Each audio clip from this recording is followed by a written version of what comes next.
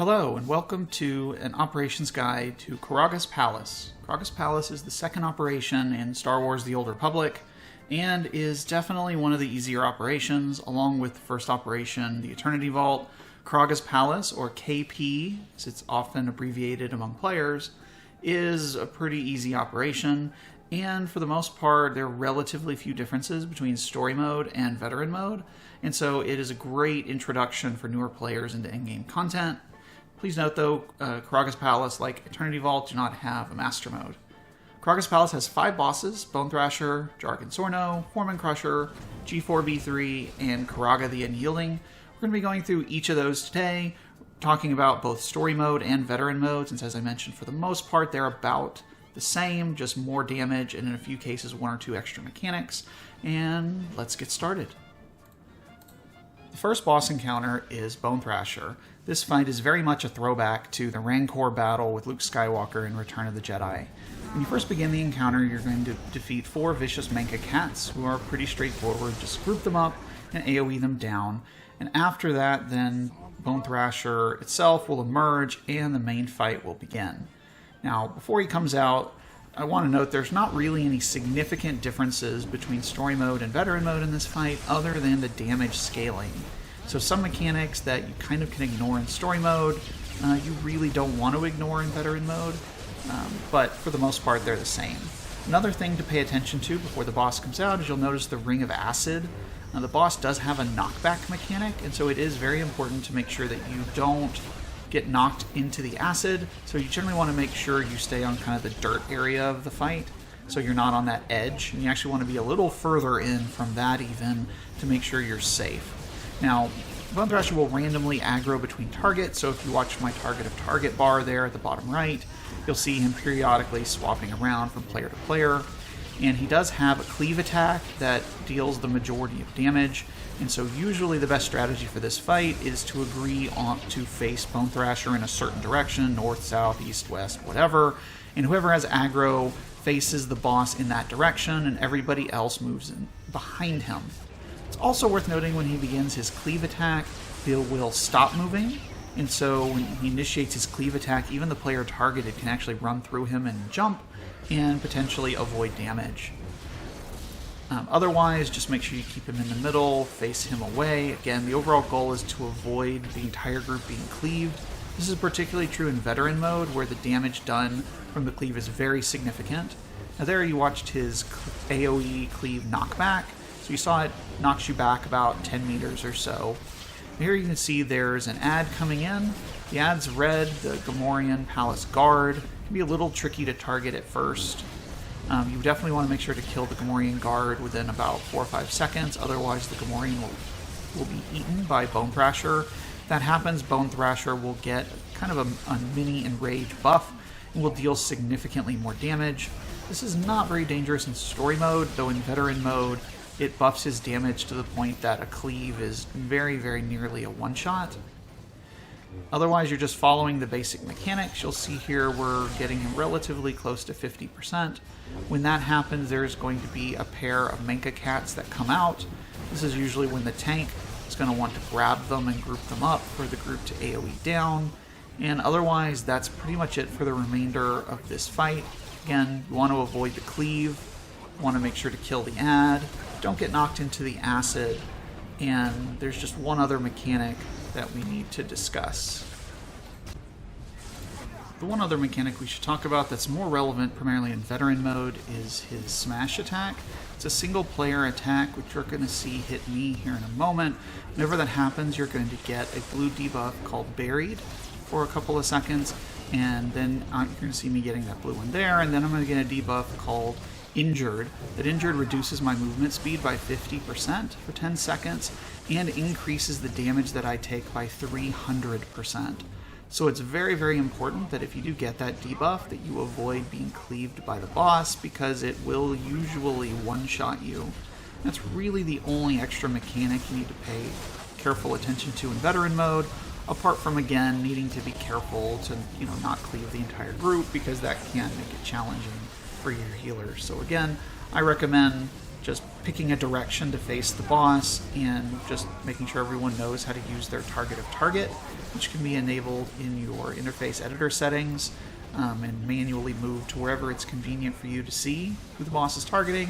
And if the boss is targeting you, you tell them to face the direction you've decided upon, or the ops leader can call that out to say, Bonethrasher is targeting so-and-so, turn the boss to the north, whatever direction you're using, and no real problem.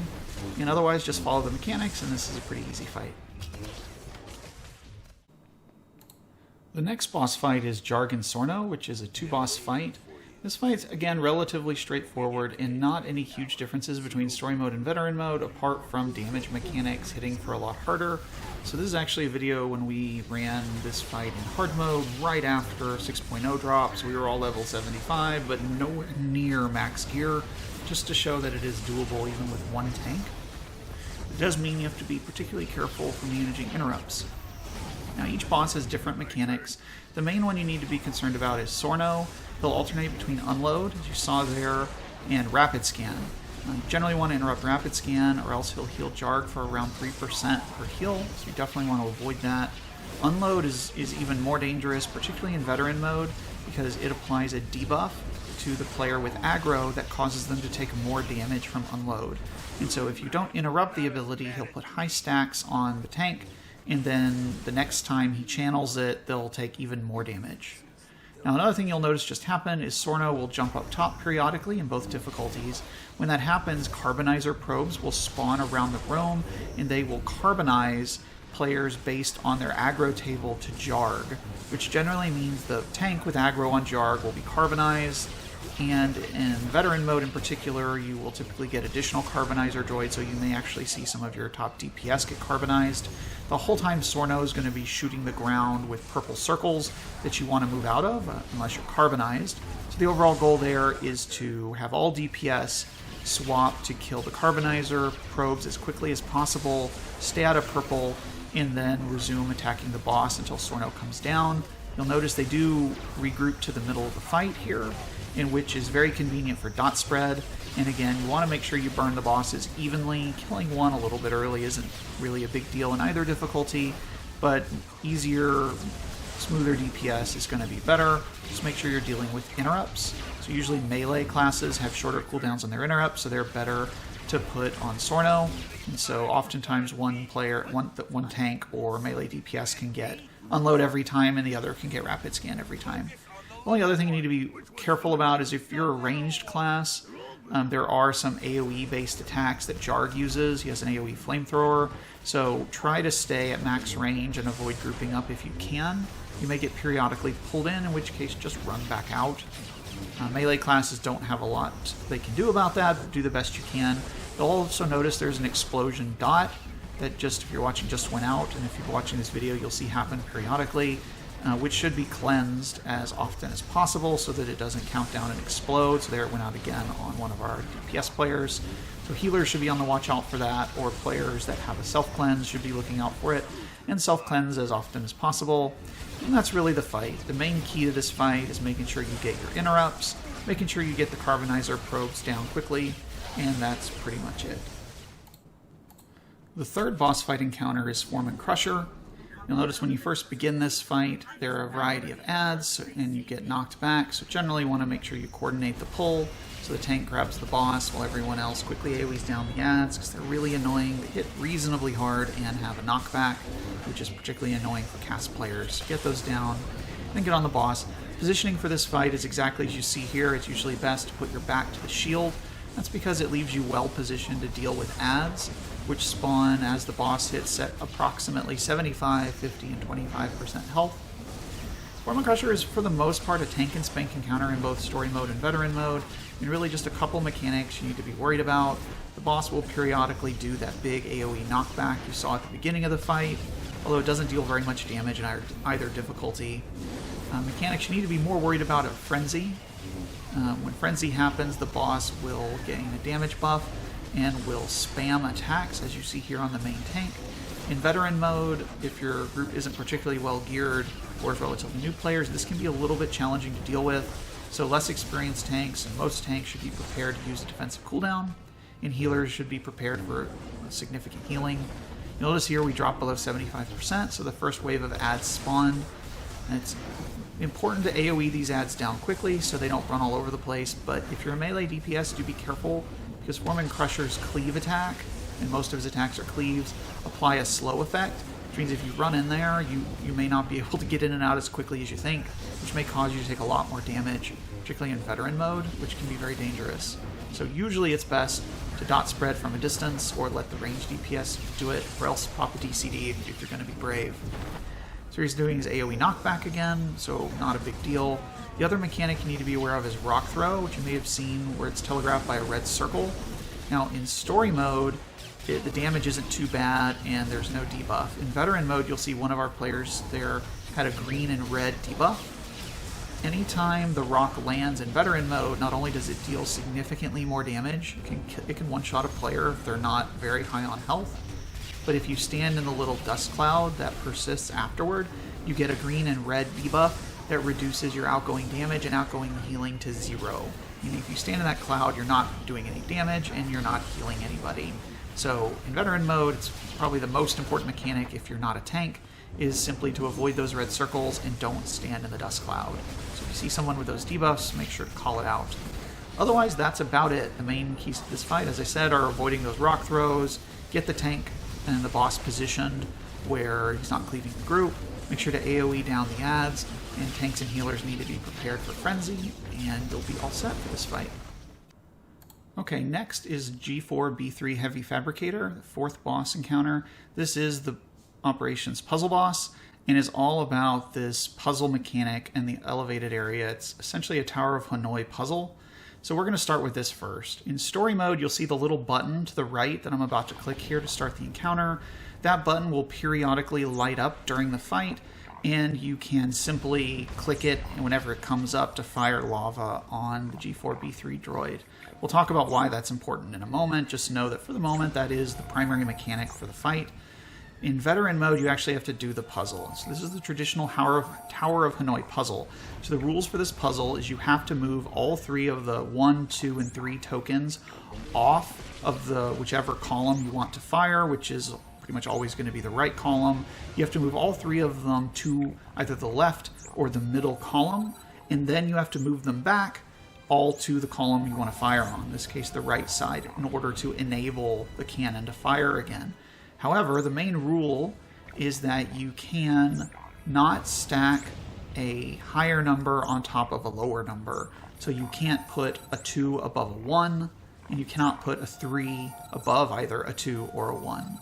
So this is not a super complicated puzzle, but if you've never seen it before, it can be a little bit confusing. So you can see here as we're solving the puzzle, we're moving 1 to a position and then 2. Then we put 1 on top of 2 to free up a pillar. Then we move 3 over and then back, and then we reverse the process to stack 2 and then 1 again, and then we can fire. So we go 1 left, 2 to the center, 1 to center, 3 to left, and then back, 1 up and then to the left, 2 up and to the right, 1 up and then to the right, and now we fire. So usually you'll want to have 3 people to handle this puzzle mechanic in 8-man, when you'll usually want to have 1 person calling them out in voice comms can really help. To use the terminology I just did, you say up, then down left, up, and then down right, and things of that nature, whatever terminology makes sense for your team. And the overall goal here in veteran mode is just to fire as often as possible, which we'll talk about more in a minute. In story mode, again, you only really need to have 1 player up here, typically a ranged DPS or a healer, and they'll just come click the fire button whenever it automatically enables itself every so often. The other thing to note is that depending on your speed at doing this puzzle, most groups will get droids that spawn.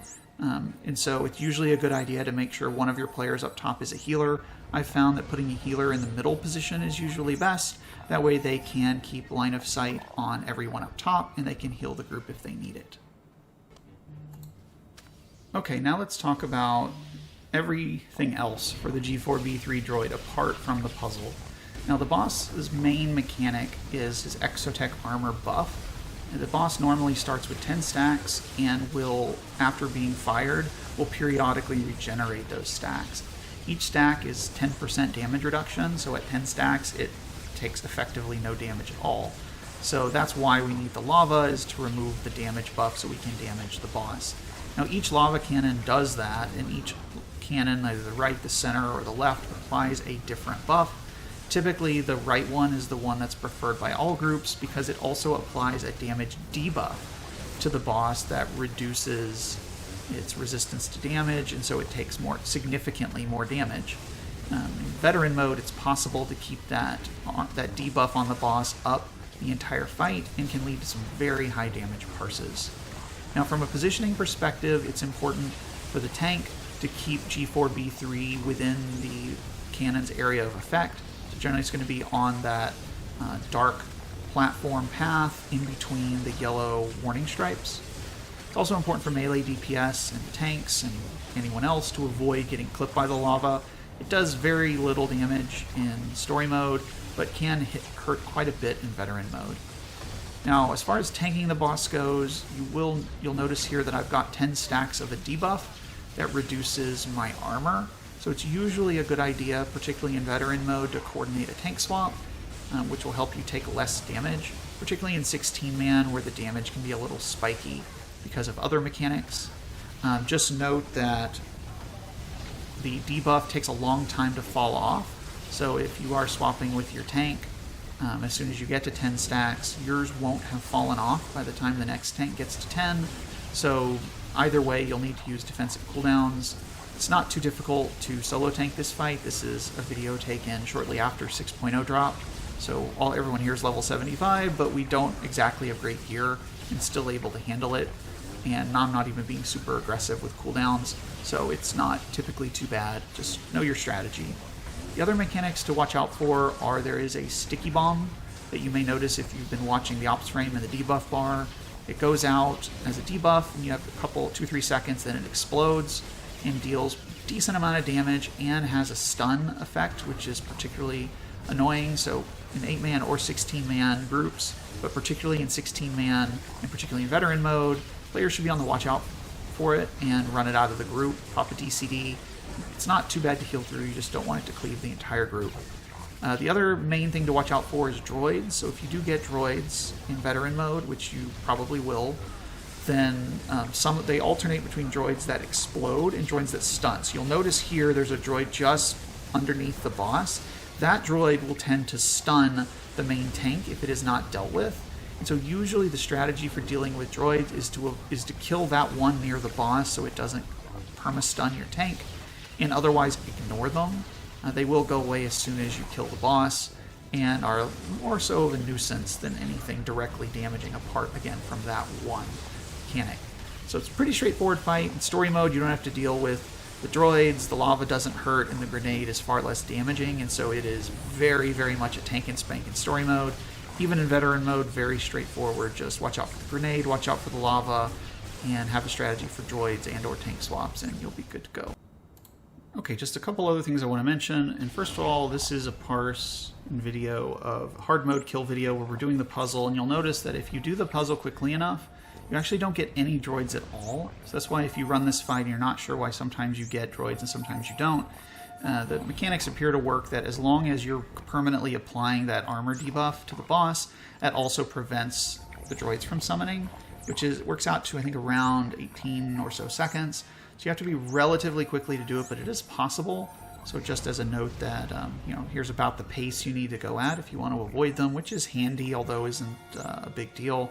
The other thing I want to note, and this video actually doesn't show it, I don't actually have a great video for some reason showing it, is there is one extra mechanic you need to be aware of, which is if you're running this encounter in 16-man veteran mode, there's an added mechanic where the people doing the puzzle it's actually a mechanic that used to be in Nightmare, or we now call it Master Mode. They actually removed Master Mode, KP, and EV a long time ago, but this mechanic was like the only extra mechanic in that difficulty that slips into 16-man in this operation. And so anytime somebody clicks one of these consoles, they get a green debuff that prevents them from clicking a panel again, which basically means no one player can click any panel twice. They can't click twice on any panel, any combination of panels. They can't click the same one twice. They can't go click one and then go click the other. So when that happens, you'll either need, in 16-man, a fourth player up here to click, Usually it's either going to be the left console, so as you see the puzzle mechanics here, we move 1 to the left, 2 to the middle, 1 to the middle, and then we move 3 up and then down and then back up. So the person on the left is clicking twice. So you may need 2 players over there so that one can click and then the other can click, or you may need your players at the left and the middle to swap. It does not show up in 8-man. It wasn't intended, but it is a thing in 16-man, so just be prepared for it and just have a strategy. Like I said, 4 players work great. In 16-man, you have plenty of players. The DPS check's not a big deal, so we usually have 3 DPS up top to run the puzzle, and then we have a healer that is the extra clicker. That way, if you do get droids, your healer can just focus on healing the 4 people up top, and they only have to click once, meaning that them healing the group doesn't slow down the rate at which you're solving the puzzle and thus extending the length of the fight. Otherwise, it's a fun encounter, and I hope you enjoy it. Thanks.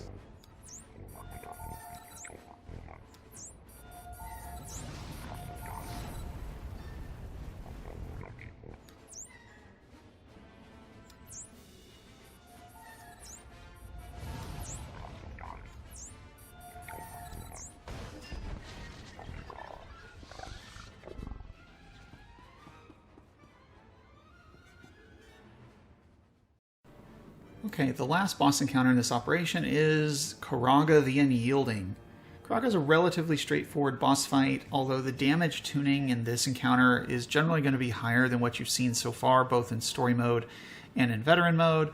There's not really a huge difference in mechanics between the 2 difficulties, but the damage scaling is quite a bit higher in veteran mode, and particularly so in 16-man. This is also, the DPS check for this encounter is not super difficult, but this is the toughest one, particularly if you lose a few players. It can actually get reasonably challenging. So this is from the point of view of a tank to show kind of the proper positioning. The main thing you need to know about Karagga is that he has both a front and rear cleave attack. Feel free to insert your hut jokes here. And so the tank positioning is very, very important to make sure that you don't cleave the group. And so usually the group will stay in the middle. So you always want Karagga to be faced parallel to the wall. So I started him on the right from this perspective because he also drops these burning oil slicks, which means you can't just tank him in place, thus making it more difficult to avoid cleaving the group. And so I usually start him on the right and drop an oil slick and then work him back to the left. There's a variety of kiting paths. It doesn't really matter how you do it as long as you don't cleave the group and as long as you don't make them stand in an oil slick. It's worth noting that some classes that have reflex that mitigate damage, like Guardians and Commandos as of at least 6.0, and to the extent they can survive it, classes that have reflex that don't mitigate damage but still deal extra damage can fluff some damage in those oil slicks. It's pretty handy if you're a Guardian or Juggernaut player, because you can get a lot of extra damage, but that's kind of an advanced tip, so don't do it unless you really know how to do it. Main thing, if you're tanking the boss again, watch his positioning, don't stand in oil slicks, and then just kind of keep him around the edge of the room. Make sure to call out to the group when you're turning him, because that's when it can be very dangerous. So let's talk about the rest of the mechanics. So you'll notice that Karagga has a missile attack. You saw he also has a tunneling drill, which will randomly damage a variety of players and will pump them up in the air and annoyingly interrupt their cast times, which can be quite annoying. It's not overly dangerous. See his cluster bomb attack, which is more of a cleave attack, so you need to be careful for. Also periodically summon mouse droids. Whenever you see those, if you're a melee player, it's good to call it out. You can see it on the minimap when a bunch of other red dots appear, and just throw out a couple quick AoEs to kill them is really handy, particularly in veteran mode. If they get into the group and explode amongst a cluster of players, it can be very, very dangerous. The only other mechanic is the boss's gravity well, which we'll show in a second from a different point of view because you can't see it too well from a tank perspective. But you can see here the kiting path, and it's just very, very straightforward as long as you know what you're doing. It's important because the damage scaling here can be a little tricky for newer players. So if you lose a healer or something like that, tanks can be in danger. So usually what I found is it's good to be proactive with using your defensive cooldowns here, but it's usually a good idea to keep at least one in reserve. That way, if the group takes a bunch of unexpected damage, then you can pop a DCD to help hold on until the tank can, until the healer can get you healed back up and get things back under control. Now let's take a look at it from a different point of view. Okay, now let's look at the fight again from the perspective of a healer. in your perspective for a ranged DPS is going to look very, very similar. Again, your overall positioning for either is you want to stay in the middle of the group. If you're a melee DPS, you want to make sure, essentially, if you imagine a line between the boss and the middle of the room, that's where the melee DPS is going to want to stand. It should be just along Karagga's either left or right side, depending on which way he's facing.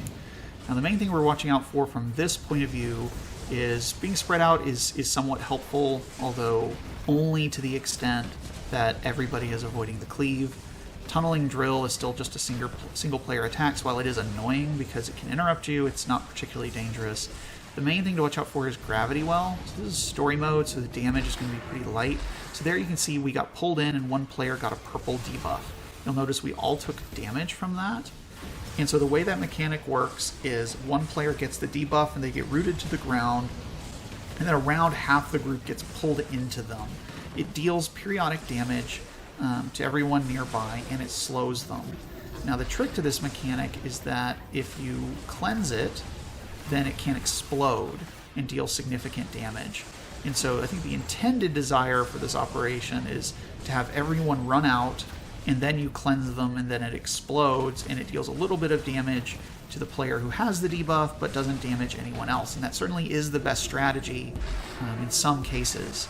Now, for whatever reason, the game has consistently shown that if you have a commando or a mercenary healer, or commando or mercenary DPS will work fine as well, they can actually cleanse the gravity well debuff, and it will not explode. And so most groups that have a commando or mercenary in the group can simply have that player designated to cleanse gravity well as soon as it happens, which prevents the group from taking very much damage. You'll notice I'm the one doing that here since I'm on a mercenary healer. And so the group does take some damage. The real danger is if the missile barrage goes out at the same time as the gravity well, or if mouse droids come into the group, then while the group's grouped up, the AoE damage can be very, very dangerous, or obviously if the boss cleaves the group. But if everything else is working the way it should, you just cleanse it if you're a commando or merc, and then everyone runs out. So you saw there they took very, very little damage.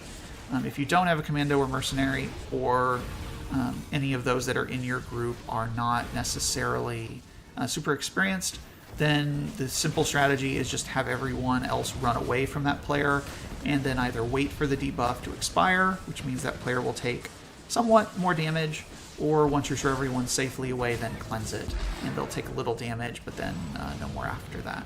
It's kind of up to you, either way works.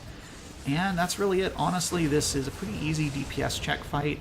So I would say for most groups doing this for the first time in story mode, you kind of can do what you want. It's very unlikely to be that difficult in story mode as long as you're not cleaving the group. That's really the only thing to worry about. In veteran mode, a little more to deal with. The main focus is on managing how much damage the group takes. So being careful about positioning, dealing with gravity well, killing mouse droids, and not cleaving the group are going to be the main things. You can do that, no problem. And oh, by the by, bonus points if your tank can kite Karagga in the opposite direction and plant his dead body on top of the lift, and bonus points. Thanks very much. Hope you enjoyed this video, learning more about Karagga's Palace, and may the Force be with you.